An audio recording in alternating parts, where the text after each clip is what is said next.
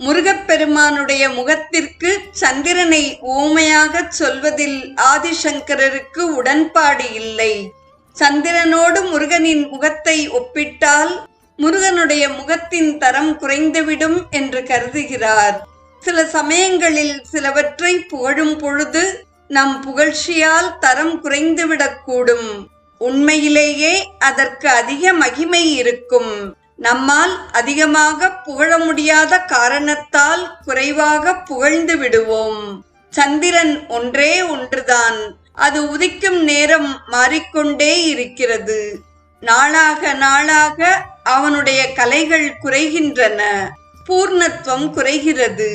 சந்திரன் எப்போதும் பூர்ண பிம்பமாக இருப்பதில்லை. சந்திரனுடைய கலைகள் கூடும் குறையும். இது தோஷம். உற்று பார்த்தால் ஒரு களங்கம் தெரிகிறது. இப்படிப்பட்ட சந்திரனோடு முருகனுடைய முகத்தை ஒப்பிடலாமா? சந்திரனுக்கு ஒரு பெயர் சரதக என்பதாகும். அதிலும் சரத்கால சந்திரனை பொதுவாக முகத்துக்கு ஓமையாக சொல்கிறார்கள். ஆனால் முருகப்பெருமானுடைய முகத்திற்கு ஓமை சொல்ல முடியுமா? அம்மையே